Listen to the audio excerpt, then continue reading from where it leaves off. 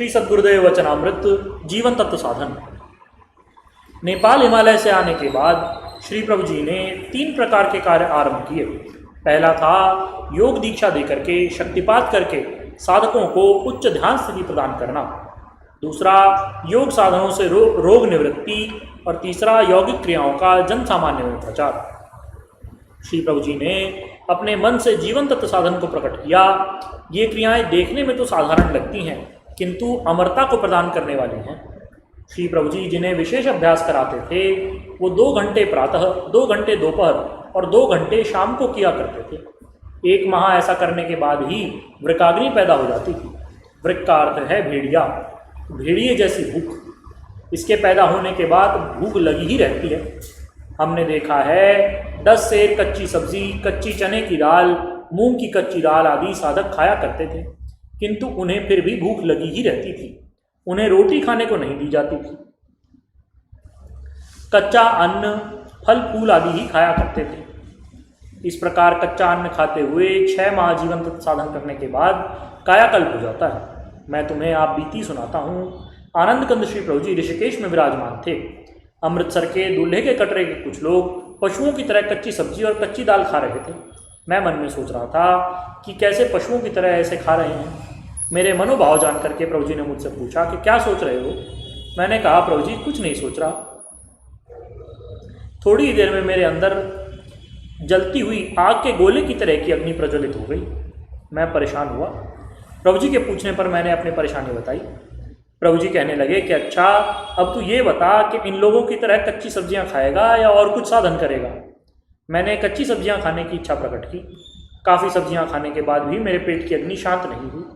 मैंने कहा प्रभु मेरी अग्नि तो शांति नहीं हो रही।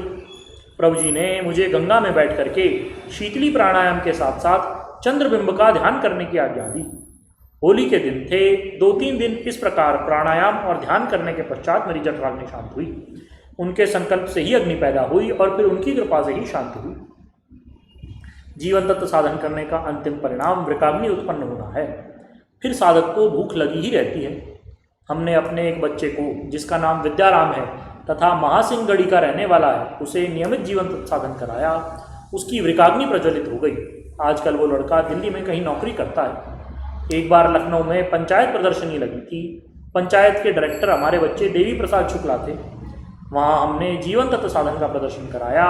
सबके सामने उस विद्याराम ने 15 किलो कच्चा कद्दू खाया। उस प्रदर्शनी में संत विनोबा भावे भी थे। सबको इस प्रकार कच्चा कद्दू खाते देखकर बड़ा ही आश्चर्य हुआ। मेरे कहने का अभिप्राय यह है कि जीवन तत्व साधन कायाकल्प साधन है, अमरता का दाता है। माणिकचंद दलाल जैसे अनेक रोगी इस साधन को करके असाध्य रोगों से मुक्त हो गए। माणिकचंद के 2 लड़के हीरालाल और नंद किशोर कलकत्ता में रहते हैं, हमारे पास आया करते हैं। साधनों में श्री प्रभु जी फल तत्व साधन, अमर तत्व साधन आदि कराया करते थे। अमर तत्व साधन में क्षीर सागर का ध्यान कराया करते थे। श्री प्रभु जी शक्तिपात दीक्षा के द्वारा अपने साधकों को वितर्कानुगत समाधि में पृथ्वी, जल, अग्नि आदि पंचभूतों का साक्षात्कार कराते थे। इसके पश्चात दूसरे दर्जे के अधिकारियों को विचारानुगत समाधि में देवलोक आदि दिव्य तन्मात्र लोकों का साक्षात्कार करा दिया करते थे। इस प्रकार ध्यान योग का अभ्यास कराते कराते उन्हें संप्रज्ञात समाधि की पराकाष्ठा तक पहुंचा देते थे। रामरति को भी श्री प्रभु जी ने संप्रज्ञात समाधि की उच्च अवस्था दी। हमने रामरति के स्थान का पता लगाया है। वे बेतिया के पास की थीं। उनको श्री प्रभु जी ने समाधिस्था कर दिया। समाधि काल में योगी को समय का ज्ञान नहीं रहता।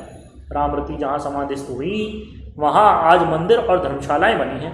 श्री प्रभु जी समाई गांव के विषय में भी अपने साधकों को ज़्यादा नहीं बताते थे। एक बार प्रभु जी आगरा में भार्गव बैंक के पास ठहरे हुए थे। ब्रह्मचारी गोपालानंद जी ने गुफा देखनी चाहिए। बड़ा पता लगाने पर भी वे गुफा तक नहीं पहुंच सके।